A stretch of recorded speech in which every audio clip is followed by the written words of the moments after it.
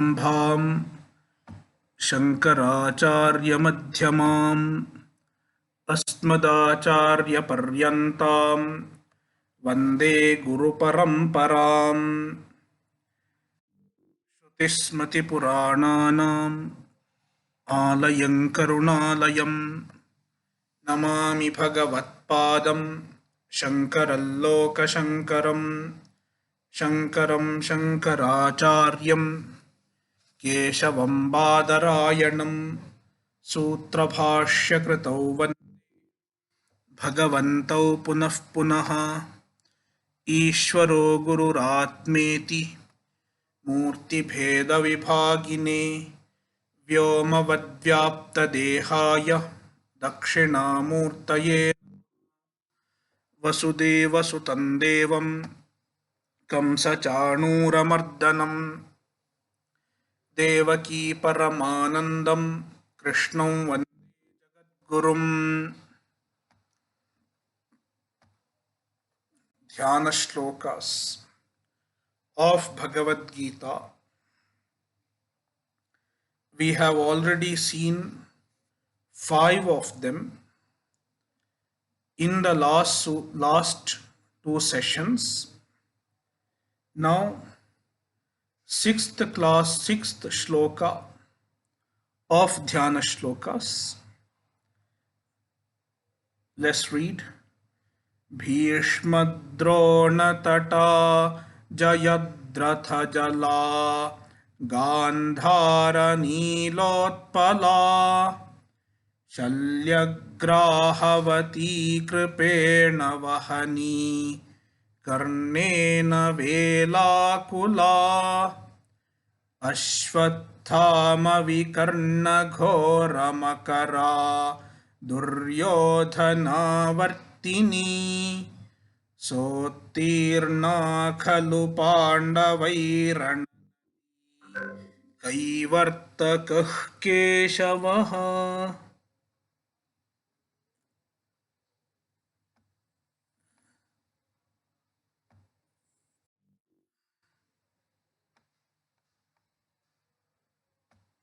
Yeah, I will chant. You can repeat the same. Then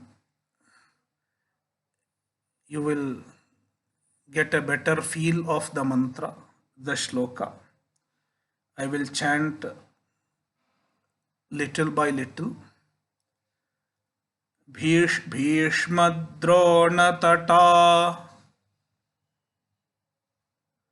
जयद्रथजला गान्धारनीलोत्पला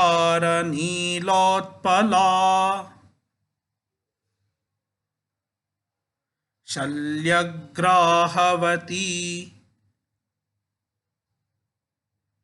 कृपेण वहनी कर्णेन वेलाकुला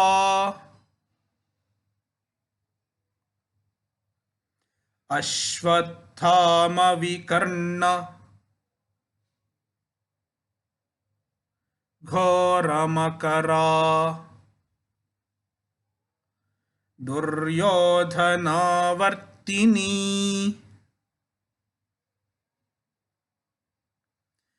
सोत्तीर्णा खलु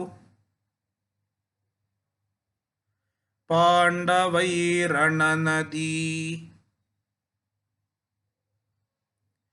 कैवर्तकः केशवः।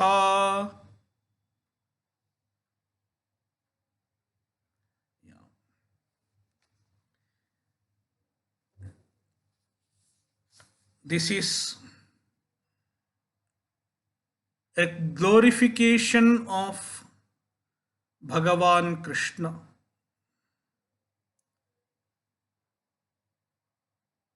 Just like the previous shloka, even this shloka is about Krishna.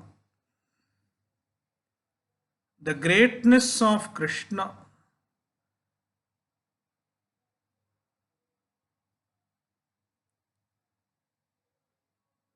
and while glorifying Bhagavan Krishna, the author compares the war of Mahabharata to a river. Mahabharata war is compared to a river, and this river is not easy to cross. First of all, if the rivers have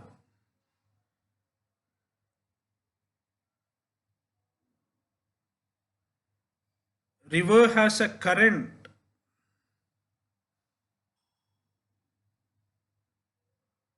strong current, then it is not easy to cross.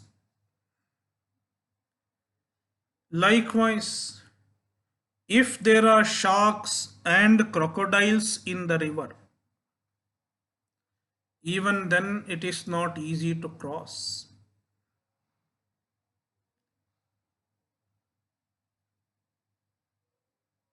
Various people in the army of Kauravas are compared to various factors associated with the river, various components associated with the river.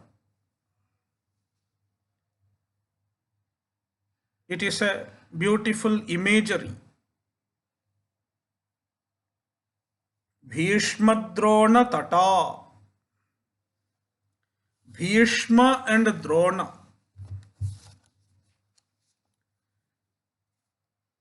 they are compared to Tata, bank of the river. The river has two banks. One is Bhishma, another is Drona. If the bank is very high, then it is not easy to cross the river. If the bank is at the same level of the river, it is fine.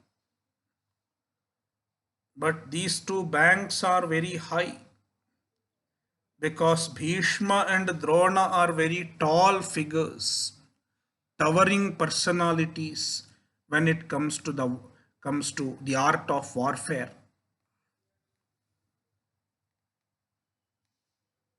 Two high banks. Even to get into the river is not easy. And even if one gets into the river, it is not easy to get out of it. Therefore, because of Bhishma and Drona, crossing the river is difficult. Bhishmadrona Tata, Jayadratha Jala, and the river has water. If it has no water or shallow water, it is easy to cross. But this water is not shallow. Jayadratha. Jayadratha is another strong warrior in the army of Kauravas. Jayadratha is compared to water, and it is deep water, easy to drown. Because of Jayadratha also, the river of Mahabharata war is difficult. Gandhara Nilotpala. Gandhara is Shakuni. Shakuni is also in the army of Kauravas. All of you know Mahabharata, what Shakuni did. relatively harmless, looks harmless, but very cunning.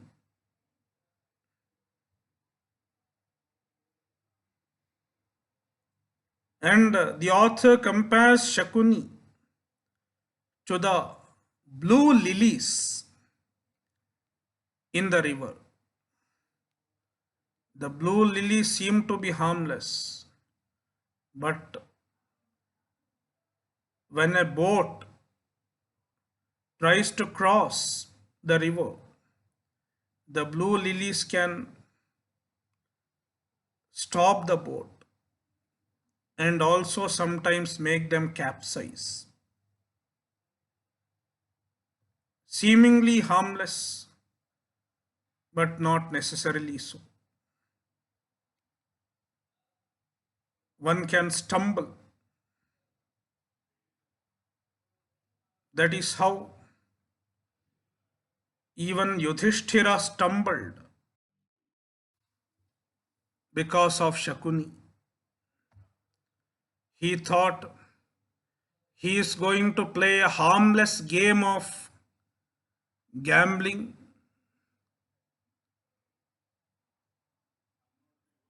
He thought it is going to be harmless, but ultimately he lost everything. He lost his kingdom, and he was also in the verge of losing his own wife. Very dangerous, but seemingly harmless. That is Shakuni. And Shakuni is Gandharaha. Gandhara. He is from Afghanistan. Gandhar is Kandahar.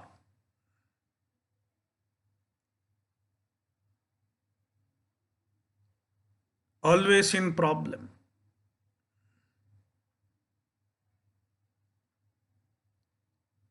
So Shakuni is the one who really created all problems, though he seems to be harmless. Therefore, he is compared to Nilotpala, blue lilies, Shalyagrahavati, and Shalya. Shalya is another warrior in the army of Kauravas. And the author compares Shalya to a Graha. Graha means a shark. Another strong warrior. Kripena Vahani. And then there is Kripa, Kripacharya, one of the teachers of Pandavas and Kauravas. He is Vahani, he is the current of the river. Karnena Velakula, and Karna is compared to the big waves, the waves in the river. Ashwathama Vikarna Ghora Makara, Ashwathama and Vikarna, two more people in the army of Kauravas. Ashwathama is the son of Drona,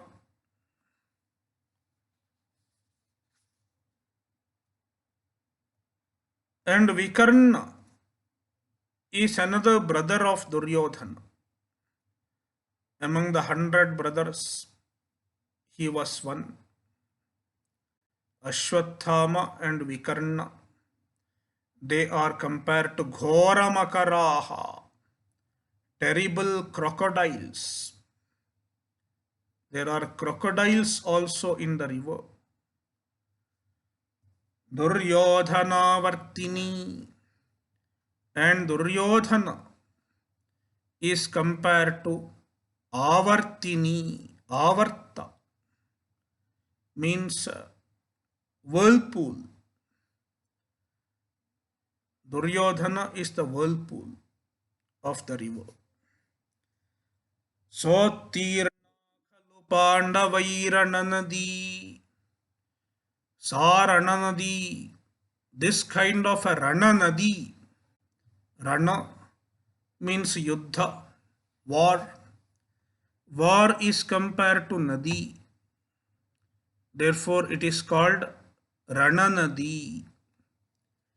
This Rananadi, Pandavaihi Uttirna, it was successfully crossed over by the Pandavas.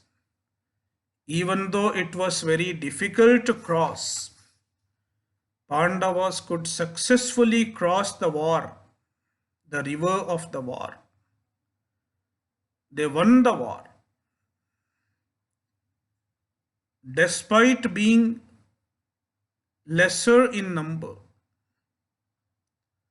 Pandavas had only 7 Akshauhinis, whereas the Kauravas had 11 Akshauhinis.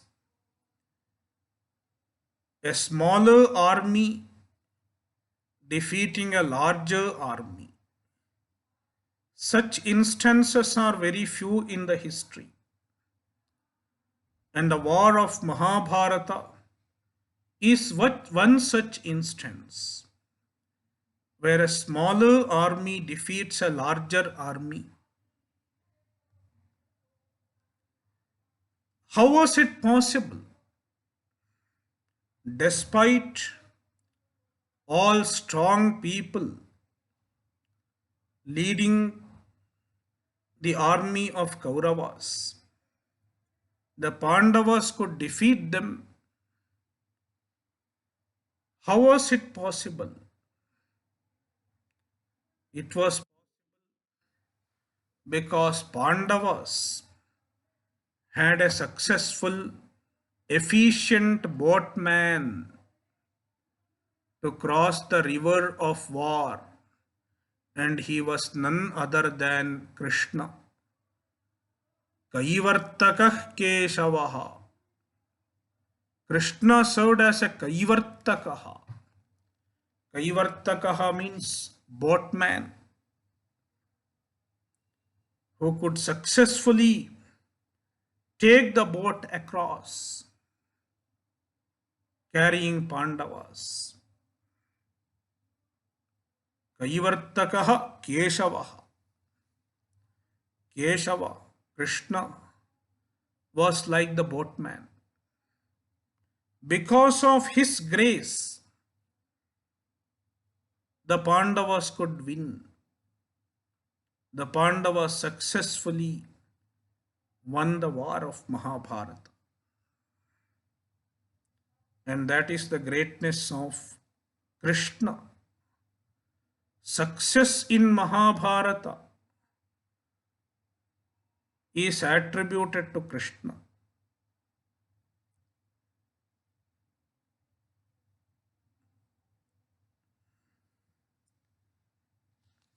Therefore, this verse glorifies Krishna. Next sloka. Parasharyavachas sarojamamalam. Please repeat. I'll chant. Please repeat. Parasharyavachas sarojamamalam.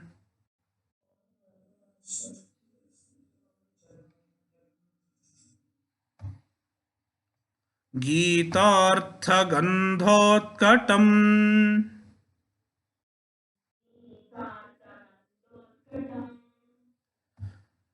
Nānākhyānaka-kesaram harikatha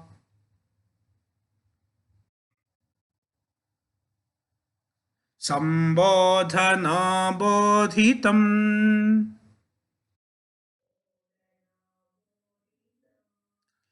लोके सज्जन षट्पदैरहरहः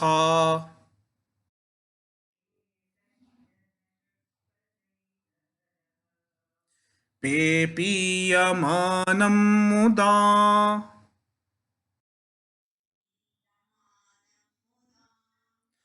भूयाद्भारतपङ्कजं कलिमल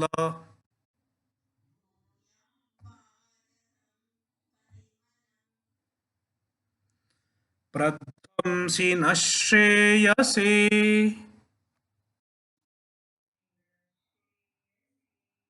Okay, you can keep your microphones off and chant. So on your own. So if everybody starts chanting, it will be too much for me, for everyone also. So yeah.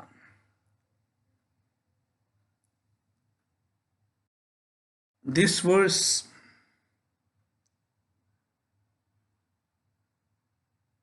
verse is a description of Mahabharata, glory of Mahabharata.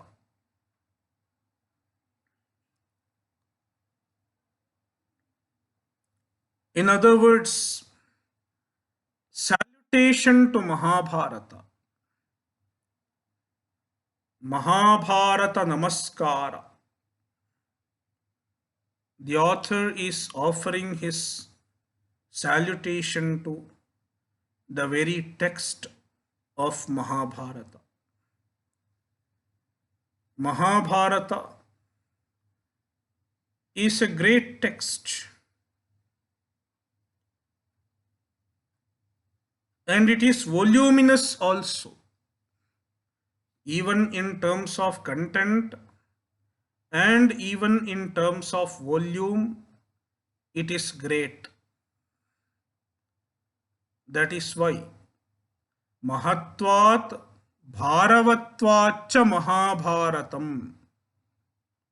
Mahatvat, it is Mahat, it is voluminous, consisting of 1 lakh shlokas, 1 lakh verses, very big in volume. And Bharavatvat, even in terms of content, it is very profound, very rich. Therefore, it is called Mahabharatam. Mahatvat Bharavatvacha Mahabharatam. The adjective Maha is added. In our tradition, Mahabharata is sometimes glorified as the fifth Veda. Bharatah Panchamo Vedaha. Though it is not Veda, there are 4 Vedas: Rig Veda, Yajurveda, Samaveda, and Atharva Veda. These 4 Vedas are the primary scriptures, primary Shastra. And Mahabharata is based on the 4 Vedas. It contains the essence of the 4 Vedas. And the teachings of the 4 Vedas is elaborated in Mahabharata through various stories, various dialogues, and so on. Therefore, since it is the essence of all the Vedas are simplified and lucidly taught in Mahabharata. Therefore, it is glorified as the fifth Veda, Panchamo Vedaha.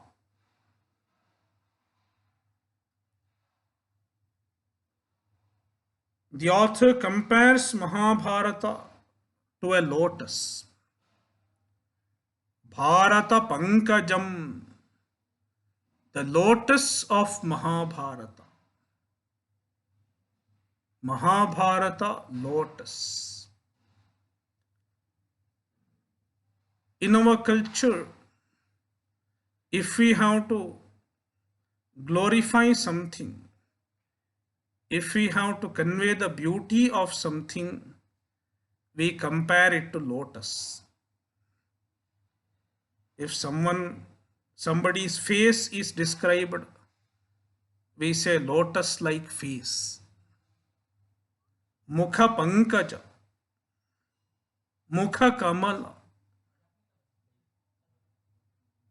Likewise, the author is comparing Mahabharata itself to a lotus. Bharata Pankajam. And then the lotus is described. Various parts of the lotus, various parts, aspects of Mahabharata are compared to different parts of the lotus. Parasharya Vachasarojam. Mahabharata lotus grows in a lake. Lotus grows in a lake. And what is the lake in which Mahabharata lotus grows? The author says, the lake is made of the words of Vyasa. Parasharya Vachaha. The words of Vyasa. It forms a lake. Saraha. Saraha means lake. Vyasa was a prolific writer.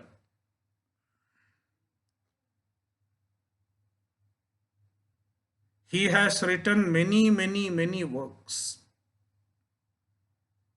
18 Puranas. And each Purana is voluminous. All the 18 Puranas are attributed to Vyasa. And in addition to the 18 Puranas, he has written 18 Upapuranas. There are something called Upapuranas. Even they are 18 in number. And then in addition to that, he has written so many other works also which we don't know, not available today. And in addition to that, he has written the voluminous Mahabharata. Therefore, the words of Vyasa form a lake in itself.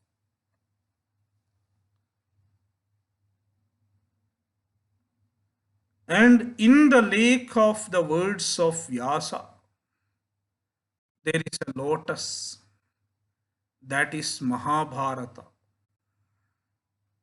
Therefore, Parasharya Vachasarojam Pankajam. It is a Pankaja which grows in the lotus made in the lake formed by the words of Vyasa. Amalam. It is Amalam, free from all impurities. The lotus of Mahabharata is free from all impurities. Mala. Mala means impurity. Amala means free from impurity. Pure. Pure lotus. Now, in a text, what can be the impurity in a text? Text is in the form of words. Text is a body of literature, a collection of words.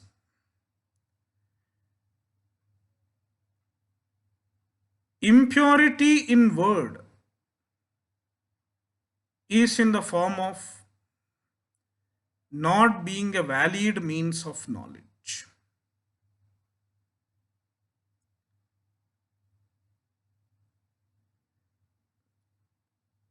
We have various means of knowledge. In Vedanta, we talk about various means of knowledge. And the means of knowledge are called pramana. Pramana means means of knowledge. Every valid knowledge, every valid knowledge is obtained through a means of knowledge. For example, if I want to know the color of this computer in front of me, I want to know its color. What is the means of knowledge? My eyes. I have to rely on my eyesight to know the color of any object. I cannot know the color by any other means of knowledge. I cannot smell the color. I cannot taste the color. I have only one means, my eyesight. Therefore, my eyes serve as a means of knowledge to know the color of the computer. Likewise, to know everything, for any valid knowledge, we have to rely on one or another means of knowledge, one or another pramana.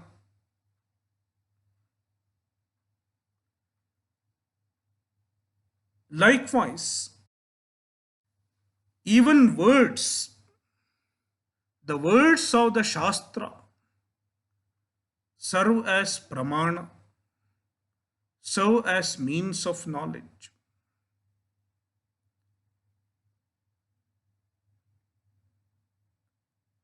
If we have to know certain things that we cannot know by means of direct perception, we cannot know certain things by means of senses, because the senses are limited in their domain. The scope of senses is limited. They can see only the external physical objects. They cannot go beyond the physical objects. Therefore, to know certain truths that are beyond the physical realm, we need another means of knowledge,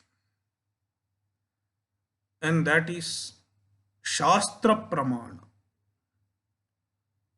The Shastra functions as a Pramana. And the Shastras themselves are in the form of words. Therefore, the words are Pramana. The words of the Shastra serve as the means of knowledge.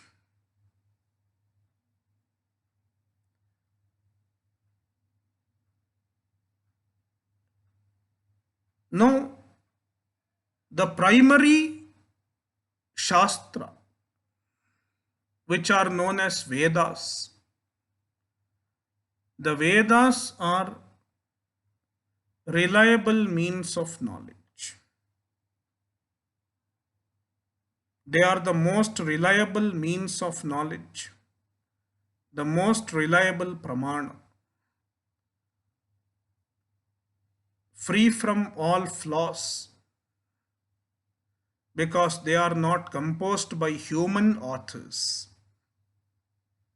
The Vedas are apaurusheya, not composed by human authors.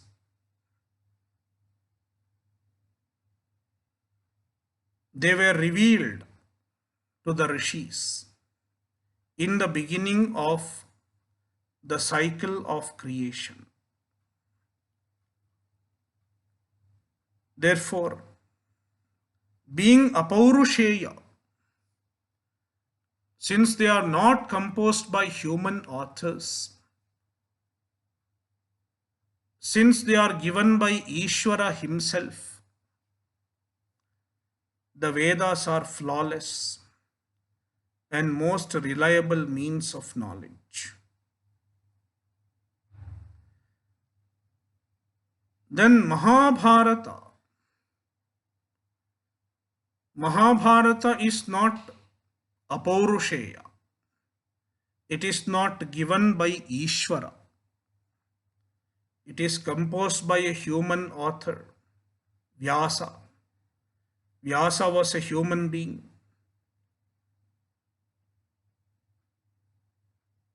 Therefore, Mahabharata is a Paurusheya text.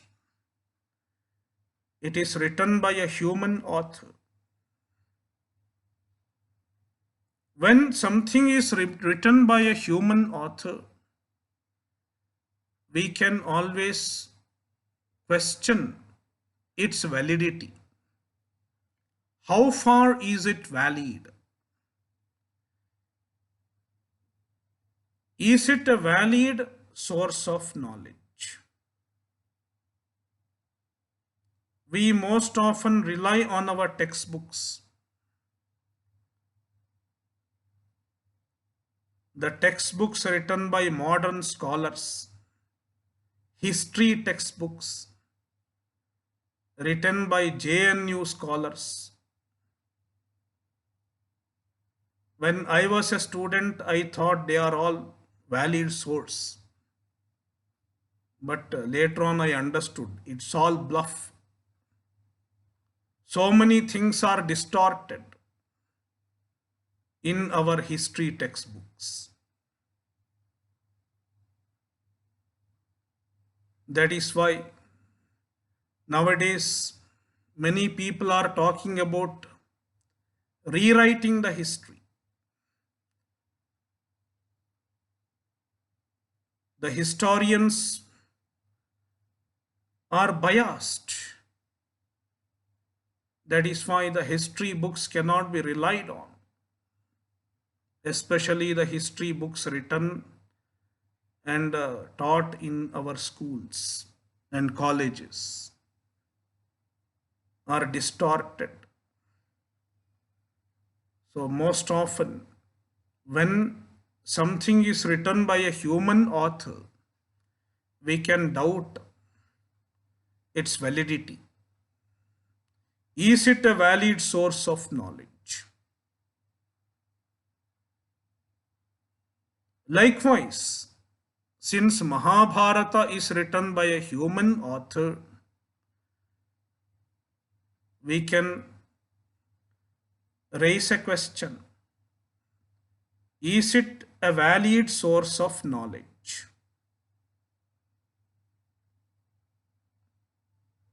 Then Madhusudana Saraswati says, yes, it is a valid source of knowledge because it is not written by a JNU scholar.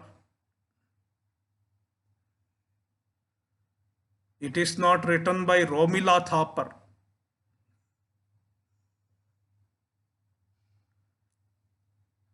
Therefore, You don't have to doubt its validity. It is written by Vyasa, and Vyasa himself was well versed in the Vedas.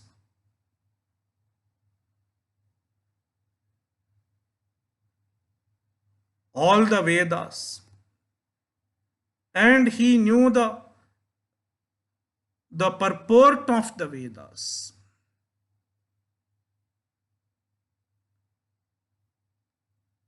Therefore, Mahabharata is written by a valid human being, a human being whose words can be relied on, because he will not speak anything, he will not write anything that contradicts the Vedas. Therefore, every word of Mahabharata is a valid source of knowledge, because it is in alignment with the Vedas. Therefore, Amalam, it is free from impurities, means it is free from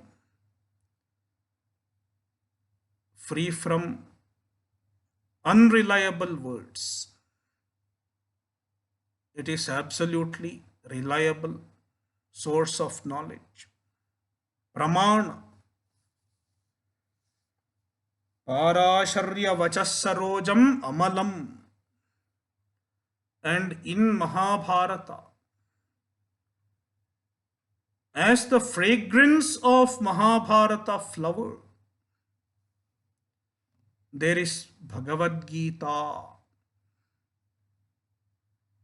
Because Bhagavad Gita is a part of Mahabharata. And Madhusudana Saraswati compares Bhagavad Gita to the fragrance of Mahabharata. Gitartha Gandhotkatam. Gitartha, the essence of Bhagavad Gita. The vision expounded in Bhagavad Gita is the fragrance of Mahabharata. Gitartha Gandhotkatam Nanakyanaka Kesaram. Nanakyanaka Kesaram. In Mahabharata, you find many stories, and the stories are called Akyanaka.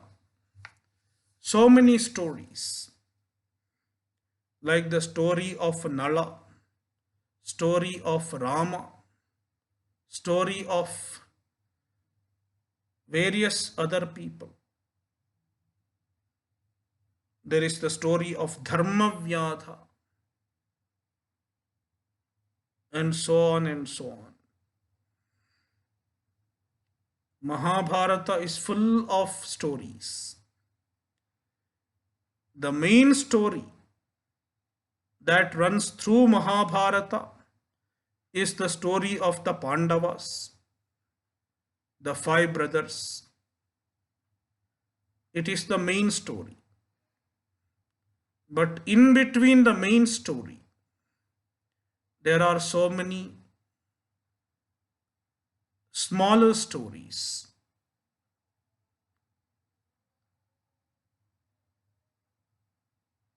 Like the story of Jaratkaru, story of Uttanka, and so on and so on. So Mahabharata is full of stories. And through these stories, Mahabharata teaches dharma. Various values are taught. What is right, what is wrong, what is right for a person in a given point of time. It is discussed through the stories. And most often, the stories have dialogues, and in the dialogues, dharma is analyzed. What a person should do in a given point of time, it is analyzed. There is lot of analysis.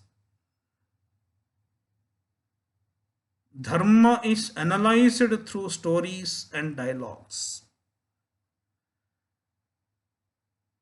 Therefore, if one reads Mahabharata, he learns how to interpret dharma, because dharma does not give thumb rules. Only this is right, only this is wrong. There is no thumb rule. How to apply the values of dharma in a given situation, to understand it, one should know how to interpret dharma. And Mahabharata trains a person to interpret dharma for any specific event in his or her life.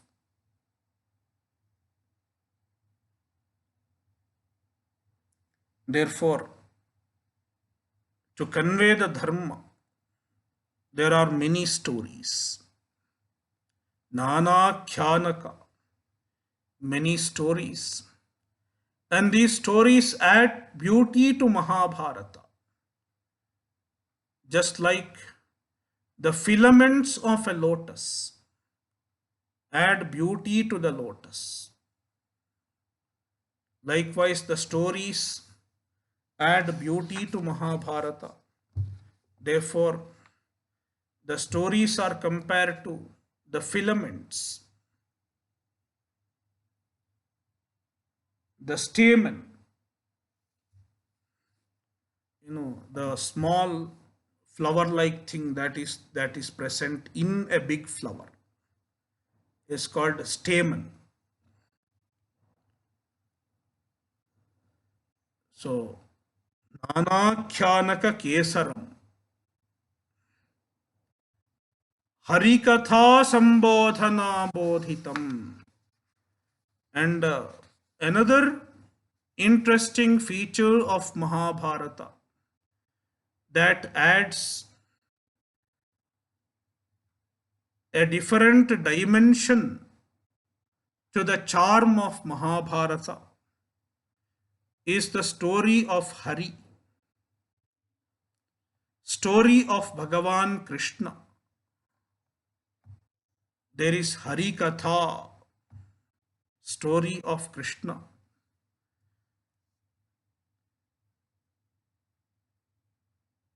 And the author describes Mahabharata as the one that is blossomed because of the narration of the story of Krishna. Harikatha Sambodhana, narrating the story of Krishna. Abodhitam, it blossoms Mahabharata.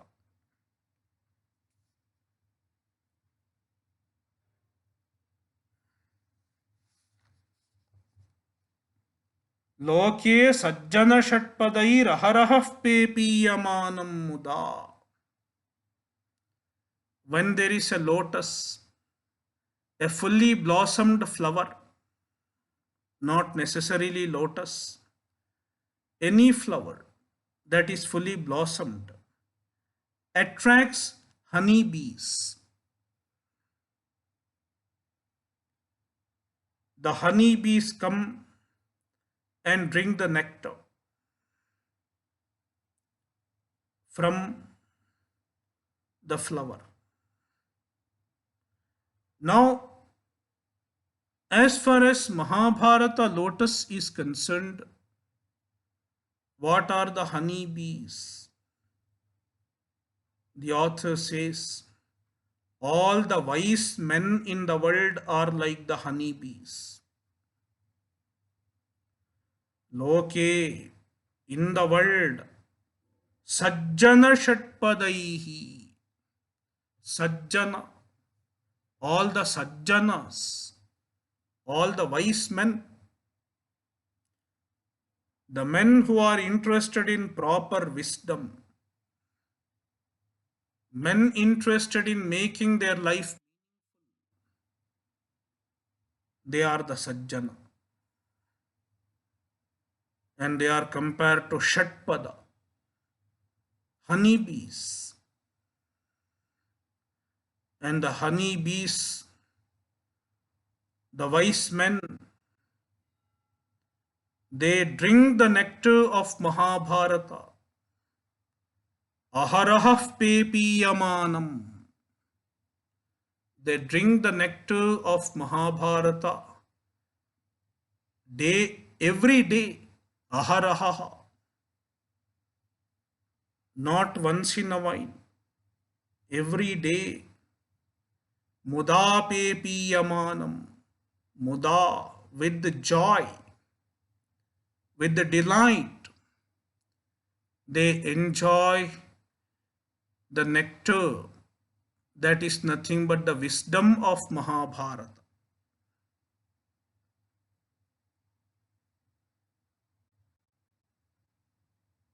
Bharata Pankajam.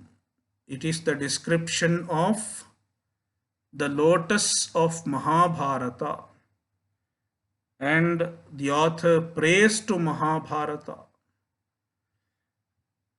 Nahashreya Kalimala Pradhamsi. Yeah, one more adjective of Mahabharata. Kalimala Pradhamsi. It destroys the impurities of Kali. In Kali Yuga, the mind gets easily contaminated because the sources for contamination are manifold in Kali Yuga. We have TV, we have YouTube, we have internet, so on and so on. Therefore, in Kali Yuga, the mind is more exposed to impurities, more exposed to pollution. Therefore, you need a better sanitizer in Kali Yuga, something to sanitize our mind. Kalimala Pradhamsi, that which destroys the impurity of Kali. And Mahabharata serves as such a sanitizer. It dispels the impurity of Kali, destroys the impurity of Kali. If it is studied, if it is read, that is Bharata Pankajam. And the author says, may Bharata Pankajam, the lotus of Mahabharata, lead us to moksha. Naha shreyase bhuyat. May it lead us towards moksha. May it lead us towards a meaningful accomplishment of life.